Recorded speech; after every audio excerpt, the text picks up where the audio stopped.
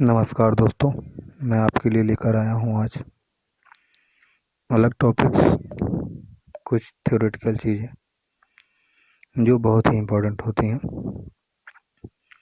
दोस्तों, मैं आपको आज बताने वाला हूँ कैंपा के बारे में।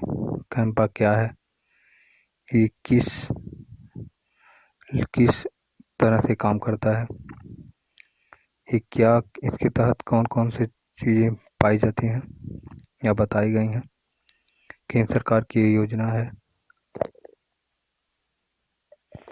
कैंपा भारत सरकार ने से विभिन्न राज्यों में वनीकरण के लिए कैंपा कोष ने ठीक किया था। ये जो इसकी पृष्ठभूमि है, जो होती है इसकी पृष्ठभूमि, ये क्या करता है कि राज्यों के क्षतिपूर्वक वर्गीक वनीकरण के लिए एकत्र धनराशि को राज्य द्वारा अल्प उपयोग के संबंधित शुरुआती अनुभव में इन्होंने क्या किया था, सर्वोच्च न्यायालय ने 2001 में क्षतिपूर्वक वनीकरण कोष एवं क्षतिपूरक वनीकरण कोष प्रबंधन एवं योजना प्राधिकरण, इस कैंपा का फुल फॉर्म आपको होगा compensatory afforestation fund and compensatory afforestation fund management होता है, प्लानिंग अथॉरिटी। इसका जो निम्नलिखित मैं बता दूंगा, भारत सरकार ने इसे विभिन्न राज्यों में वनीकरण के लिए कैंपा कोष नियुक्त किया।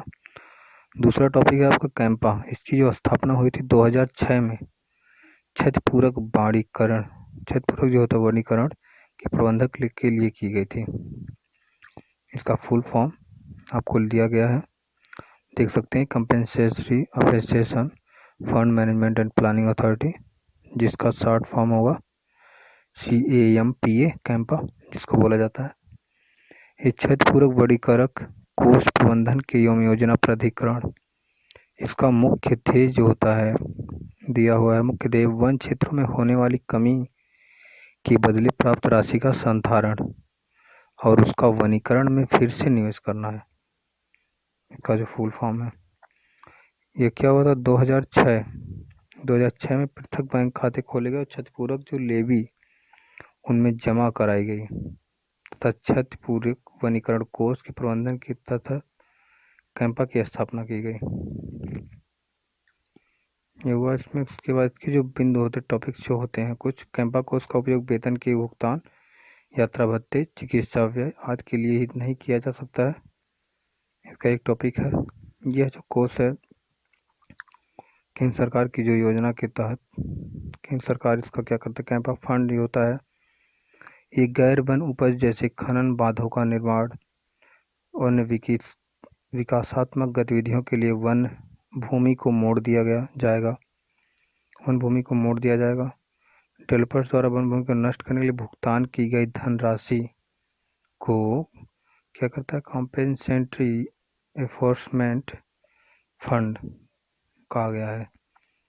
तो ये कैंपा द्वारा प्रबंधित किए जाते हैं। कैंपा फंड, इसे कैंपा फंड भी कहा जाता है। कैंपा फंड भी इसे ही कहा जाता है, जो भूमि को नष्ट करने के लिए भुगतान की गई राशि होती है। और उसके बाद कैंपा फंड की जो पहले स्थापना हुई थी 2001 में सुप्रीम कोर्ट के द्वारा, फिर 2006 में कैंपा की स्थापना हो गई। जो कैंपा मतलब कंपेंसेटरी एफॉरेस्टेशन फंड के प्रबंधन के लिए की गई थी। इसके 3 उद्देश्य होते हैं। इसका जो उपयोग होता है, नगर वन योजना या कैंपा, इस योजना की घोषणा पर्यावरण दिवस 5 जून 2020 के रूप में की गई थी। इसका जो मुख्य उद्देश्य था 5 वर्षों में 200 शहरी वनों को विकसित करना था। कैंपा का जो मेन उद्देश्य था 200 शहरी वनों को विकसित करना, तो हर 200 शहरों में उनके वन होने चाहिए। इस योजना के वित्त आयोग को उपयोग कैंपा के लिए भी किया जाता है, वित्त आयोग ने किया था। और मैं आपको बता देता हूँ इसका जो और बेसिक उद्देश्य हैं कुछ। वृक्षारोपण, पहला इसका उपयोग हर मतलब सारी चीज़ें मैंने आपको बताया कि 200 शहरों में वनों को विकसित करना, तो वृक्षारोपण पहला था। दूसरा था इसका नगर वन योजना के तहत शहरी वानिकी को बढ़ावा देगा। तीसरा 13 नदियों का उपचार। चौथा आपका पतित वन क्षेत्रों को आधारित सर्वेक्षण, पतित वन क्षेत्र है उसका आधारित सर्वेक्षण। और फिर है आपका 5वां लास्ट, वन उपज के आवागमन की सुविधा के लिए राष्ट्रीय पारागमन पोर्टल। वन उपज की आवागमन की सुविधा के लिए राष्ट्रीय पारगमन पोर्टल। ये इसके 5 उद्देश्य हैं कैंपा के। ये भारत सरकार की सुविधा है। लिखा है दो, मतलब इसका कैंपा का उद्देश्य जो भी है और भी है, 2030 तक भारत में 2.5 से 3 बिलियन टन कार्बन डाइऑक्साइड को कार्बन सिंक बनाने का लक्ष्य है। इस लक्ष्य को प्राप्त करने के लिए वनीकरण और वृक्षारोपण अभियान को बढ़ाना बहुत ही आवश्यक होगा।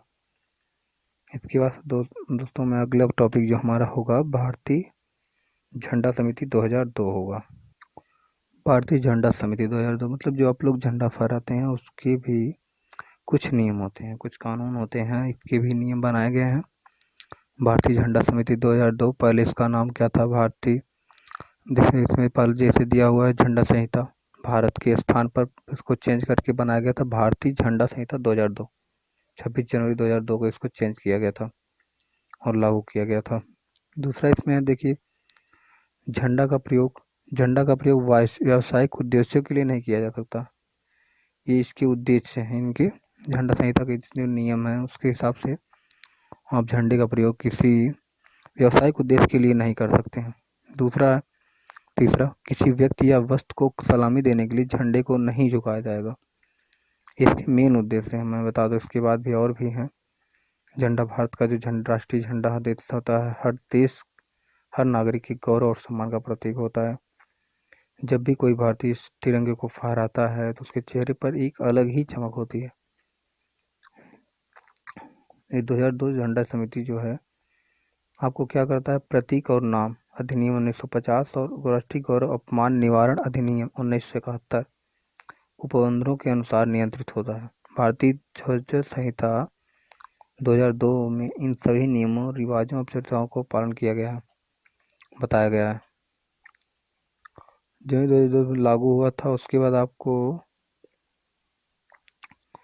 ध्वज का सामान्य विवरण आपको पता ही होगा, जैसे कि राष्ट्रीय झंडे का निर्माण हाथ से कते हुए गए और हाथ से बुने हुए धागे या उन सिल्क खादी कपड़ों का बना होना चाहिए। और आपको इस झंडे में जो होती हैं तीलियाँ 24 तीलियाँ होंगी। ये सभी तीलियाँ एक दूसरे के समान दूरी पर होंगी, स्थित होती हैं, हर झंडे में होनी चाहिए। ऐसा भारतीय झंडा संहिता 2002 में बोला गया है, इसके नियम के अनुसार होगा। तीसरा जो होता है आपका, किसी व्यक्ति या वस्तु को सलामी देने के लिए झंडे को नहीं झुकाया जाएगा। मतलब कोई भी व्यक्ति हो, पर्सनल व्यक्ति हो, या किसी वस्तु को आप कोई सामान लाते हैं, मतलब या कोई ऐसी चीज़ लाते हैं, लेकिन उनके सामने आप झंडे को नहीं झुका सकते। ऑप्शन है चौथा मतलब आपका होगा टॉपिक, किसी वर्दी या पोशाक में और न ही झंडे की रुमाल, तकिया या किसी अन्य ड्रेस पर मुद्रित किया जाएगा। ना ही ये वर्दी में बनेगा, ना ही ये पोशाक मतलब कोई कपड़ा बनता है उस पर भी, ना ही झंडे का रुमाल, ना तकिया, ना ही किसी अन्य ड्रेस को इसे मुद्रित किया इसको छाप सकते हैं। चौथा, पांचवा आपका, झंडे को केसरिया रंग को जानबूझकर नीचे की तरफ करके नहीं फहराया जाएगा। ये भी एक झंडे संहिता का नियम है, इसके तहत आपको सजा हो सकती है अगर ऐसा करते हुए आपको पाया जाएगा तो। फिर झंडे का प्रयोग किसी भवन को में पर्दा लगाने के लिए नहीं किया जाएगा। किसी भी प्रकार का विज्ञापन, अधिसूचना, अभिलेख ध्वज पर नहीं लिखा जाएगा। लास्ट आपको होगा, झंडे का वाहन, रेलगाड़ी, नाव, वायुयान या की छत को ढकने के लिए इस्तेमाल नहीं किया जाएगा। मतलब ये क्या होता है, एक देशद्रोह या अपमान के रूप में माना जाता है झंडे का अपमान होता है। और इसके नियम है, जैसे आपको ये पता ही होगा कि झंडे की जो लंबाई होती है वो राष्ट्रीय मानक के अनुसार 3:2 का होना चाहिए। झंडे का आकार 3:2 का होना चाहिए। झंडा, जब कभी झंडे को फहराया जाए तो सबसे ऊंचा और अलग होना चाहिए, सबसे ऊंचा और अलग होना चाहिए। ये इसके मतलब भारतीय झंडा संहिता 2002 के अनुसार मतलब नियम है ये। किसी दूसरे झंडे को भारतीय झंडे के बराबर ऊंचाई या इससे ऊपर नहीं फहराया जाना चाहिए। कोई भी जो झंडा हो, अगर उस टाइम अगर आप फहराना चाहते हैं तो उन झंडों में सबसे ज़्यादा हाइट भारतीय झंडे यानी तिरंगे का होना चाहिए, अन्यथा ये अपमान माना जाएगा। इसके तहत आपको सजा भी दी जा सकती है। जब कभी झंडे का प्रदर्शन करना हो तो इस प्रकार फहराया जाना चाहिए कि जब वक्ता का मुंह श्रोताओं की ओर हो, तो झंडा वक्ता के दाहिने हाथ की तरफ। ये नियम अगर आप को दिखाना चाहते हैं तो आप वो कभी भी जो वक्ता है या कुछ कहना कह रहा है तो उसके हमेशा दाहिने की तरफ होना चाहिए। झंडा मैला कुचैला या फटा हुआ झंडा नहीं फहराया जाना चाहिए। ये भी नियम है, मैला कुचैला नहीं होना चाहिए झंडा। भारतीय झंडे का ध्वज दंड अलग होना चाहिए। झंडा को जमीन पर नहीं फेंका जाना चाहिए, के तहत भी आपको सजा हो सकती है। जिस झंडे का प्रदर्शन खुले में किया जाता है वहां पर मौसम की चिंता किए बिना झंडे को सूर्योदय से सूर्यास्त तक फहराया जाना चाहिए था।